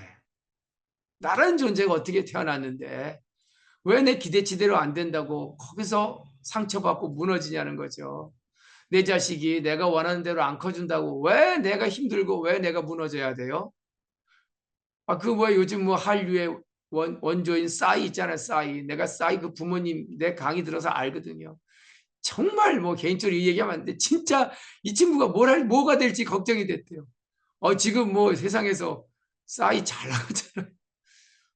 오히려 뭐 공부 중요하죠. 우리나라에서 공부라는 게 얼마나 학습성 공부라는 말 하죠. 학습이라는 게 성적이라는 게. 근데 그게 꼭 기대치대로 안 된다고 내 아이가 그게 인생의 루저는 절대 아니죠. 더 용기를 주세요. 네? 용기를 주고 다른 길을 같이 찾아가면 되잖아요. 얼마든지. 저 또한 그랬고요. 그래서 이 자득은 정말 영어로 전 그런 책 제목을 봤는데 너무 좋았어요. 느낌이. 너가 어디에 있든 어떤 상황에 처하든 그 안에 너가 있어. 영어로 wherever you go, there you are. 이런 영어 제목이었던 것 같아요. 뭐 영어는 잘 못하지만 wherever you go. 네가 어디에 가든 어떤 상황이든 there you are. 그것도 너야. 얼마나 멋진 제목이었는지 몰라요. 자득을 실천하며 사는 사람들. 하늘이 준 이 자득의 중용 센서를 갖고 사는 사람들은 힘들고 어려워도 다시 일어납니다. 그 어려움 속에서 포기하지 않아요. 포기는 자포, 자기의 준말이죠. 스스로 자자에 포악할 포자. 자기 자신에게 막 못되게 대하는 게 자포예요. 자포. 왜 내가 나를 욕해요? 넌 나쁜 놈이야. 넌 미친 놈이야. 왜 내가 왜 무시해요? 스스로 자자에 버릴 기자. 왜 내가 나를 버려요? 나를 막대하고 나를 버리는 행위. 자포, 자기. 이게 포기거든요. 인간은 포기하지 않고 하늘이 준 나의 위대한 센서를 믿고 가면요. 다시 회복을 할 수 있다라고 중용은 얘기를 하고 있습니다. 심리학의 스톡데일 신드롬이란 단어가 있더라고요. 베트남 포로 중에 제일 높은 계급이 스톡데일 장군이었죠. 그 장군이 그 베트남 포로 수용에서 살아남은 이유는 그 안에서 자득을 했다는 거예요. 내가 판단하기, 제가 이렇게 그 신드롬을 이렇게 해석하면서 거기서 그냥 막연한 낙관주의자들, 올 크리스마스가 되면 풀려날 거야. 다 죽었대요. 자득은 막연한 낙관주의자들이 아닙니다. 내가 처한 상황에서 새로운 방향을 찾아내는 게 자득이에요. 얻을 득자. 그래, 이 방향이 아니면 저 방향으로 가자. 합리적 낙관주의라는 거예요. 그래, 올해 풀려나지 못할 수도 있어. 그러면 버틸려면 어떻게 해야 되지? 그래, 견뎌내려면 멘탈 챙겨야 돼. 이 스톡데일 신드롬, 막연한 낙관주의도 아니고 합리적 낙관주의자들. 내가 처한 기대치대로 안 됐을 때 내가 처한 상황에 합당한 새로운 방식의 답을 찾아내면 세상은 상처받을 일도 없고 세상은 우울할 일도 없는 거죠. 왜? 지금 처한 이것이 나니까 거기서 그걸 끌어내야 될 것도 나고, 이게 자득의 센서가 작동되고 있다라는 얘기를 하고 있습니다. 우리 정길님은 주말 동안 신독에 집중해 보겠다고 줄을 달아주셨고요. 또 미샤브는 자득과 자족은 일맥상통한가? 자족은 달라요. 자족은 그냥 스스로 만족하는 굉장히 패시브한 거예요. 그러니까 굉장히 그게 좀 적극적인 거예요. 이 자득은요. 그냥 이렇게 됐으니까 할 수 없어가 아니라 지금 처한 상황에서 방향을 바꾸는 거예요. 방향. 그러니까 자족은 유유자적. 그거는 약간 좀 그냥 있는 상황을 인정해 버리고 뭐 약간 그냥 널브러지는 게 자족이 널브러지지 않지. 어쨌든 자득은 눈이 그냥 반짝반짝 빛나는 거죠. 그래? 추워? 어떻게든 내가 안 추워야 되잖아요. 옷 껴입는 게 자득이. 아이고 추우니까 할 수 없어가 아니라 그래서 좀 다른 의미가 아닐까 전 개인적으로 그런 생각을 합니다. 어떻게 자득 센서까지도 잘 됩니까? 여기 계신 분들 뭐 자득 센서 69명이 들어와 계시네요. 자득 센서까지 잘 돌아가고 있다. 굉장히 높은 수준의 이 센서를 작동하고 있는 분들이 아닐까 생각이 듭니다. 자, 이제 마지막 두 가지가 남았습니다. 이제 20분 안에 두 가지 센서 계속 한번 가보도록 하겠습니다. 두 가지 센서. 자, 다음은 뭘까요? 성실이란 단어, 이거 중용의 센서 중에 굉장히 중요한 센서입니다. 이 성실할 성자, 거기에 지극할 지자를 붙이면 지성이죠, 지성. 지성이란 단어 들어보셨나요? 축구선수 박지성 아닙니다. 지성이면 감천이다. 뭐 그런 거죠. 그러니까 성실은 이게 익스트림리하게 끝까지 가면 결국 하늘이 감동한다. 정말 성실하게 만든 음식은 손님이 감동하고요. 성실하게 만든 제품은 고객이 감동합니다. 성실한 삶은 내가 드러내지 않아도 저절로 드러날 수밖에 없어요. 이게 이제 중용이 믿는 확신이에요. 성실? 그까짓 거 성실히 밥 먹여주나 요령 있게 살아야지. 전 여전히 유효하다고 봅니다. 하늘이 우주가 돌아가는 건 성실이에요. 해가 뜨고 지는 것도 성실한 겁니다. 사계절이 운행하는 것도 성실한 거고요. 추운 겨울이 오면 저 낙엽들 떨어지는 거 보세요. 얼마나 성실합니까? 겨울에 최소한의 방식으로 자득 살아남아야 되잖아요. 더 이상 먹을 물도 없고 햇볕은 줄어들고. 그러니 거기에 자득은 뭐겠어요? 구조조정이죠. 내 손으로 스스로 내 이파리를 떨궈내서 가장 최소한의 모습으로 자득을 하는 거예요. 그게 성실함이거든요. 그러니까 제가 말씀드린 중화, 시중, 신독, 자득, 지성 이게 다 하나 얽혀있는 인간의 반도체 센서들이에요. 이게 하나하나 따로 작동되는 게 아니라 통합적으로. 그래서 이 지극한 성실함은 한 인간이 하늘에게 부여받은 굉장히 높은 수준의 구동 방식입니다. 내 안에 있는 이 세포 30조개도 지금 성실하게 작동되고 있어요. 지금 내 언어, 눈, 뭐 이런 모든 기관들 마치 AI가 갖고 있는 그 인지 기능 같이 계속 딥러닝 끝까지 배우고 다시 성찰해가고 이게 다 성실함이죠. 성실함을 뭐라고 이렇게 구체적으로 구체화시킬 수는 없겠지만 모든 존재는 이 성실함이 없으면 존재는 끝입니다. 심장도요 똑딱 뛰고 있죠. 이게 성실한 겁니다. 지금 성실하지 않아 볼까요? 삐 끝난 겁니다. 이게. 그러니까 우리는 성실이 내 안에서 작동되고 있다는 걸 믿어야 돼요. 우주가 그렇게 구동되고 있으니까 나도 그 우주의 구동 방식으로 태어났고 그 구동 방식으로 지금 작동하고 있다는 거죠. 그래서 너무 큰 거, 대단한 거 이런 거 없어요. 한 켠 한 켠, 한 땀 한 땀. 갑자기 이렇게 영하 2도가 됐겠어요. 얼마나 많은 참담한 땀, 이 계절의 변화가 눈에 보이진 않지만 저 봄동산에 자라는 풀이 눈에 보이나요? 그러나 성실하게 자라서 어느 날 보면 아이고 엄청나게 자라 있어요. 이 성실은 보이지는 않습니다. 아까 어느 분이 보이는 저곳이라고 얘기했는데 보이지 않는 곳의 성실함은 우리가 모르는 사이에 이 일종의 그 인공지능처럼 자발적으로 작동하고 있는 게 지성이다. 그래서 지성능화라 결국 우주가 변화하고 계절이 변화하고 세상이 변화하는 건 결국 성실이 지극했을 때 벌어지는 결과다. 지성무식이라. 무식이 뭔지 아세요? 없을 무자 휴식자. 쉬지 않는다는 거예요. 계속 쉬지 않고 무언가 구동되고 있는 게 그게 성실입니다.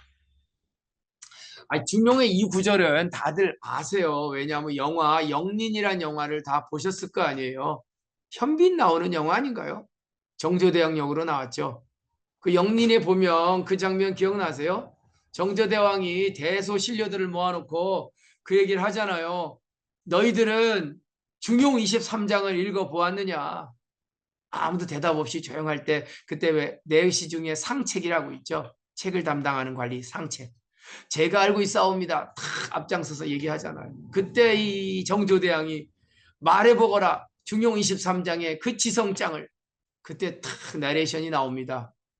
여러분들 잘 아시는 내용일걸요.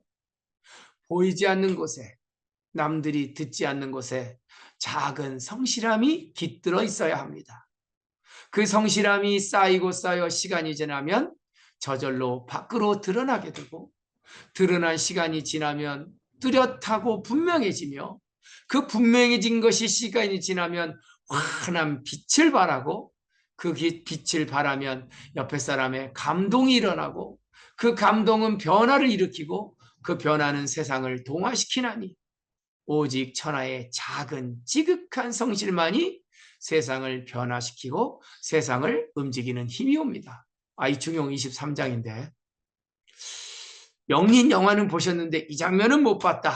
뭐 할 수 없습니다. 그런 분한테는 할 수 없지만 그러나 굉장히 유명한 구절이죠. 그러니까 주역에 그런 말이 나와요. 얼음이 하루아침에 안 온대요.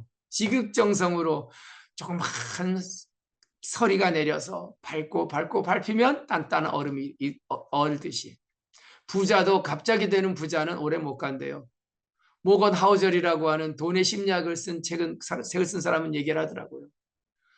저 빙하기가 왔을 때 어느 날 갑자기 세상이 빙하기가 온 게 아니라는 거예요. 지극하게 작은 눈이 쌓이고 그 다음에 녹아야 되는데 조금 잔설이 남은 거예요. 그게 한 5억 년이 계속되다 보니까 그게 나중에 빙하기가 된 거죠. 어느 날 갑자기 세상이 투모로우 영화처럼 확 추워졌다? 그런 일은 없대요. 절대로. 부자도 그런 거예요. 부자가 그냥 됐을까요? 한 푼, 두 푼. 정말 남들이 볼 땐 하찮은 것이지만 워렌 버핏이 650조 달러의 큰설한 수익을 벌인 건 72년 동안 그가 투자를 해서 매년 10% 또는 20%의 작은 수익들이 계속 쌓여서 된 거라는 거예요. 그게 어느 날 50세가 지나면서 확 하고 뛰어버린 거지. 대박은 없대요. 저는 우리 어린 아이들한테, 우리 자녀들한테 대박보다는 작은 성실을 가르치세요. 아침에 일어나서 내가 잔 이부자리를 개는 게 너의 성공으로 가는 작은 정성이라는 걸, 내가 잔 자리 치우고 부모님에게 아침에 중화의 감정으로 교감하고, 그리고 오늘 처한 상황에서 내가 할 수 있는 최선의 답을 찾아내도록 유도해 주세요. 그런 작은 실천, 작은 성실이 쌓여서 빛이 나고 감동이 되고 세상이 변화가 되고, 그것이 결국은 모두가 신뢰하는 멋진 인재로 자라나는 방법이다. 그게 바로 일명 모건 하우젤이 얘기한 복리의 마법입니다. The magic of compounding. 이게 복리라는 게 쌓인데 또 쌓여, 또 쌓인데 또 쌓여. 이게 그 다음부터 기하급수, 산술급수가 아니에요. 산술급수보단 기하급수라는 거, 어느 날 쌓인데 또 쌓여. 그게 어느 날 팍 하고 뛴대도요. 그 놀라운 그 임계점이 있어요. 그 놀라운 터닝 포인트가 있습니다. 살다 보니까 있더라고요. 갑자기 확 뛰는. 그걸 경험하려면 차근차근 한 땀 한 땀 이 지극한 성실함이 쌓여져야 한다는 거, 이거를 우리 자녀들과 같이 좀 더 얘기하고 더 공유했으면 좋겠다는 얘기를 하고 싶습니다. 종 23장 읽을게요. 조그만 곳에, 세밀한 곳에 성실함이 있어야 된다. 그 성실함이 지나면 겉으로 드러나게 될 것이요, 드러나면 분명해질 것이요, 분명해지면 빛이 날 것이요, 빛이 나면 감동이 오고, 감동이 오면 변화가 되고, 변화가 오면 동화가 될 것이니 오직 천하의 작은 지극한 성실만이 능히 세상을 변화시키는 힘이 되는 것이다. 이 중용 23장 한번 이번 주말에 잘 공유하셨다가 우리 가족들 모여서 정말 하늘이 준 위대한 이 지성의 센서를 함께 생각해보는 그런 시간이 됐으면 좋겠다는 생각이 듭니다. 자, 마지막 6번째 센서, 이제 15분 남았습니다. 한 10분 하고 질문받고 끝날게요. 자, 아까 그랬죠. 하늘이 준 위대한 하늘의 센서를 천성이라 부른다. 두 번째, 그 천성을 잘 이끌며 사는 것이 인간이 갈 길 도라고 한다. 세 번째, 내가 사는 길이 잘 갈고 있는지 끊임없이 수도하고 체크하는 것이야말로 공부라고 한다. 자, 그럼 그 공부는 어떻게 해야 되느냐? 이 5가지를 얘기합니다. 여러분들 많이 들어보셨을 거예요. 박학. 넓게 배우라는 겁니다. 자녀들한테 공부시킬 때 좀 넓게 배우게 해주세요. 제가요, 그래도 제가 우리 돌아가신 큰 누나한테 너무너무 감사한 게 제가 초등학교 때 그때 돈으로 굉장히 비쌌던 것 같아요. 100만 원 하지 않았나? 어마어마한 돈이었죠. 딱따구리 그레이트 북스라고 기억나시는 분 계신가? 100권 전집을 사줬어요, 저한테. 아유, 어디서 그 돈이 나셨는지. 네, 그래서 그동안 우리 큰 누나한테 정말 잘했는데 그 100권이란 책을 어렸을 때 초등학교 때 읽었어요. 뭐 흰고래 모비딕부터 시작해서 뭐 무슨 정말 우리가 옛날에 읽었던 그 책들이 평생 가더라고요. 평생. 만약에 나한테 뭐 수학 공부만 하고 영어 공부만 해라 그랬다면 글쎄요, 제가 그런 폭넓은 경험을 하지 못했을 것 같아요. 정말 넓게 배운다는 건 그때는 몰라요. 지나고 나니까 그게 얼마나 큰 공부였는지. 예. 당장 시험 성적 올리는 것보다 더 중요한 건 정말 다양한 분야. 제가 중학교 때, 고등학교 때 읽었던 그 우주에 대한 코스모스 이야기, 이런 것들이 저는 굉장히, 제가 동양 철학하고 동양 고전을 공부하지만 이런 넓게 읽는 이 독서나 이런 공부들이 전 굉장히 중요하다. 아닌가요? 시험 성적만 잘 받으면 되나? 근데 여기 오신 우리 학부형들은 그런 분들은 아니실 거란 생각이 들어요. 내 자녀를 좀 더 의미 있게 키우고 싶어서 아침에 시간 내서 들어오신 분들이라 아마 정말 넓은 세상을 볼 수 있는 그런 자녀를 키우기 위해서는 정말 여행도 같이 좀 시켜주시고요. 뭐 해외여행만 여행이 아니잖아요. 무슨 뭐 패키지만 여행이 아니죠. 그냥 저 먼 곳에 여수나 저 해남이나 이런 데 좀 가서 그냥 산길 같이 걷고 그 보고 있는 게 뭐죠? 어느 영화가 있었는데 지금 공부도 안 한 그 어린아이가 인도 영화인데 밀리언독인가? 뭐 어쨌든 그 영화 속에서 무슨 퀴즈를 하는데 다 맞춰 다. 배운 적도 없어. 근데 그게 어디서 배웠어요? 예, 그 경험에서 배운 거예요. 그러니까 저도 이렇게 강의하다가 막 그때그때 배웠던 것들이 막 이렇게 들어오는 게 박학이라는 게 너무 중요하다. 요즘 그걸 통섭이라고 얘기합니다. 인터스타디. 학제 간의 통합된 공부가 굉장히 중요해요. 뭐만 잘하고 뭐 하는 공부가 아니라 정말 다양한 것을 보고 듣고 느낄 수 있는 박학의 공부. 이게 굉장히 수도의 첫 번째다. 두 번째는 질문 연습을 해야 됩니다. 신문이라고 얘기를 해요. 그것도 그냥 묻지 말고 디플리하게 파고들어 물어라. 그러니까 우리가 배우고 묻는다는 건 학문을 한다는 건 와이들리하게 스타디하고 디플리하게 에스크하는 거예요. 그래야 비로소 학문이 되는 겁니다. 내가 뭐 의학만 공부했다, 뭐 법학만 공부했다. 굉장히 스피어가 좁아요, 좁아 굉장히.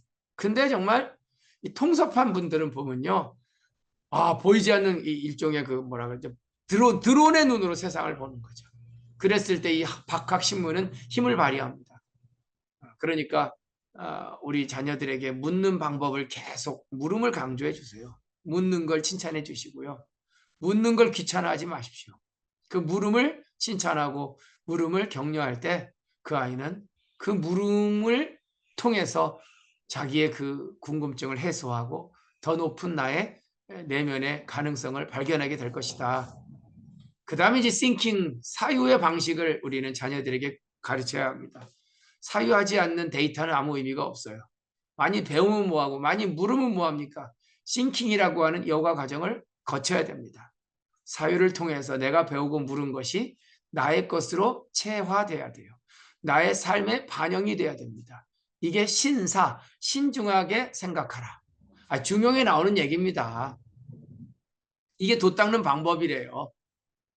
그 다음에 이제 네 번째는 판단입니다. 그냥 판단하지 말고 명확한 판단. 그 수없이 많이 배우고 묻고 그리고 사유한 내용을 중심으로 판단을 해줘야 된다. 그리고 마지막은 실행을 가르쳐야 됩니다. 머릿속에 생각하고 결정이 아니라 그걸 실행을 통해서 검증해야 돼요. 실행을 통해서 피드백을 받아야 됩니다. 그 결과를 대상으로 다시 묻고 다시 배우고 다시 생각하는 이런 과정들이 계속됐을 때 AI가 이걸 할 수 있는 거죠. 인간이 할 수 있는 능력이거든요, 원래는. 근데 AI라는 건 자기들이 학습한 내용을 다시 그걸 기반으로 해서 딥러닝을 해요. 그 딥러닝의 결과로 또다시 자기만의 새로운 사유와 새로운 지식 체계를 만들어내는 게 일명 AI고, AGI는 이게 범용이 됐을 때 정말 하나 분야가 아니라 모든 것을 다 할 수 있는 이 제너럴한 이 아티피셜 제너럴 인텔리전스가 됐을 때 정말 어마어마한 새로운 세계가 만나게 되는 거죠. AI의 일종의 구동 방식입니다. AI는 이 대량 언어 모델을 통해서 널리 배우고 그거에 대해서 묻고 AI 자체 구동을 통해서 생각하고 판단하고 판단한 결과를 내놔요. 그리고 다시 질문하면 그걸 통해서 다시 또 스타디하고 어마어마한 학습 속도가 빠른 인공지능인 거죠. 그러한 그 일종의 AI의 구동 패턴이 바로 전 중용에 나오는 이 박학신문 신사명변 독해행의 구동 방식이다. 좀 그런 생각을 합니다. 그래서 여기서 중요한 건 왜 제가 기천이란 말을 썼냐면 그런 말을 해요. 중용에서 남들이 한 번 할 때 나는 100번 해라. 기백. 몸기자 일백백자. 남들이 한 번 질문할 때 난 100번 하래요. 허유. 남들이 10번 생각할 때 나는 1000번 하라. 기천. 그래서 제가 이걸 기천 정신이라고요. 대충 묻지 말랍니다. 디플리하게 1000번이라도 물어보면 거기에 나오는 답은 어마어마하게 퀄리티가 있습니다. 저는 우리 아이들이 학습 능력을 성취해 나갈 때 시험 잘 보는 아이가 아니라 뭐 이런 진짜 배움과 물음의 깊이들, 사유의 넓이들, 거기에 판단의 날카로움과 그리고 실행의 그 추진력들, 이런 것들이 잘 갖춰져서 무엇을 하든 정말 남들이 10번 할 때 1000번 하여 무언가 남들과 차별화된 좋은 결과를 만들어낼 수 있다면 당장 뭐 시험 성적보다 훨씬 더 높은 수준의 아이가 될 거다. 그래서 너무 뭐 제가 아이 다 키워서 그런가? 시험에 연연하지 말고 또 똑같은 얘기네. 체육 시키고 책 많이 읽히고 여행 같이 많이 다니고.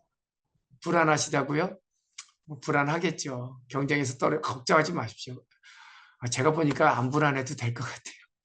다 하늘이 그 아이에게 주어진 위대한 능력이 있어요. 그 능력을 발휘할 수 있도록 지켜봐주고 끌어내주는 거, 그게 저는 부모의 역할이 아닌가 그런 생각을 해봅니다. 오늘 6가지 센서에 대해서 같이 공부를 해봤습니다. 물론 중용이란 책이 이게 뭐 갑자기 2시간 만에 읽혀지는 책은 아니나 어쨌든 요즘 회복력이라는 단어가 우리에게 더욱더 절실하게 다가오는 시대에 넘치기도 하고 모자르기도 하고 상실하기도 하고 무너지기도 할 때 다시 하늘이 준 이 센서를 통해서 나의 무게중심을 잡고 그것이 감정, 결정 또 아니면은 상황 그 어떤 조건에서도 내 무게중심을 잡고 본래의 모습대로 회복하여 더 나아가선 더 높은 새로운 방향을 설정해서 다른 수준의 높이까지 갈 수 있는 뭐 이런 인간이 갖고 있는 고유한 능력을 한번 잘 발휘해 보자라는 얘기로 오늘 이야기를 했습니다.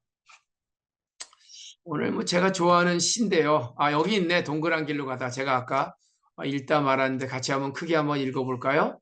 같이 한번 소개를 해서 옆에 누가 있더라도 한번 좀 저 사람 뭐 하나 싶을 정도로 한번 읽어보시죠. 시작. 누구도 산정에 오래 머물 수는 없다. 누구도 골짜기에 오래 있을 수는 없다. 삶은 최고와 최악의 순간들을 지나 유장한 능선을 오르내리며 가는 것. 절정의 시간은 짧다. 최악의 시간도 짧다. 천국의 기쁨도 짧다. 지옥의 고통도 짧다. 긴 호흡으로 보면 좋은 것도 순간이고 어려울 때도 순간인 것을. 돌아보면 좋은 게 좋은 것이 아니고 나쁜 게 나쁜 것이 아닌 것을. 삶은 동그란 길을 돌아 나가는 것. 그러니 담대하라. 어떤 경우에도 너 자신을 잃지 마라. 어떤 경우에도 인간의 위험을 잃지 마라. 예, 뭐 정말 읽으면 읽을수록 좋은 시인 것 같습니다.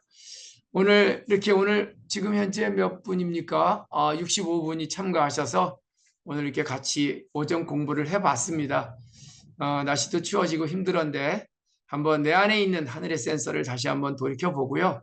그리고 우리 자녀들이 이런 센서가 잘 작동될 수 있도록 도와주는 훌륭한 학부형들이 되기를 바라겠습니다. 뭐 질문 없으십니까? 예. 뭐 선생님의 인생에서 가장 기뻤던 때, 힘드셨을 때, 극복하셨던 경험, 그거 얘기하면 2시간 걸리니까 넘어가겠습니다. 뭐 많지요. 뭐 이루다 말할 수 없지만, 그래서 지금 와서 보면 누가 그러더라고요. 그때는 그게 공룡만하게 다가왔는데 지나고 보니까 개미만해졌다고. 맞아요. 그때 내 앞에 다가섰던 그 어려움은 진짜 공룡처럼 너무 컸지만 지나가 나니까 그게 개미처럼 작아졌다는 어떤 친구의 얘기를 들으면서, 그래, 다 지나가니까 추억이 되고 시간이 지나니까 그게 다 내 삶의 기억이 되더라는 얘기를 하고 있습니다. 김도현님은 순간을 참을 수 있는 기술 없습니다. 예, 이 기술 내가 있으면 저한테 좀 가르쳐 주세요. 예, 그러나 제가 서산시청 강의 나갔을 때 거기에 이완섭 시장님 말씀이, 그분이 그래요. 본인은 화가 날 때 딱 하루를 묵혀둔대요. 하루. 그리고 그 다음날 아침에도 그 화가 계속되면 그 화를 발설을 한답니다. 근데 하루 지나면 대부분 눈 녹듯이 사라진대요. 그래서 어려움 위기에 빠졌을 때가 많다라고 그 이완섭 시장님이 얘기하시더라고요. 전날 내가 만약에 그 글을 써서 그 사람에게 보냈으면 그 화가 지워지지 않았을 텐데, 그걸 하루만 묵히고 그때도 똑같은 생각이면 보내자 하고 그 다음날 일어나서 봤는데, 아이고 이건 아니다고 지웠대요. 그래서 화를 참을 수 있는 기술, 뭐 이런 것들은 하루만 묵히면, 그때 묵혀도 이것이 여전히 남아있으면 그건 해야 됩니다. 그러나 하루 묵혔는데 아유 그래 그때 내가 참길 잘했지 라고 한다면 그거는 눈 녹듯이 사라지지 않나라는 생각이 들어요. 예, 신독이 어렵다고 생각하시고 있군요. 신독 지키는 삶. 너무 지키지 마세요. 이 사람이 잘못하면 이제 화병 터집니다. 예, 신독이라는 게 남들이 안 볼 때 나에게 진실하다 쉽지 않아요. 그래도 스스로 나에게 이렇게 살면 안 되지라는 메시지를 계속 주면서 산다는 건 그래도 그나마 인간다운 삶이 아닌가 생각이 듭니다. 좋습니다. 우리 한번 열심히 살아보죠. 오늘 주말인데도 불구하고 이렇게 아침에 함께해 주신 여러분에게 감사드립니다. 오늘 강의 모두 마치고요. 멋진 토요일, 일요일 되시기 바라겠습니다. 감사합니다. 예.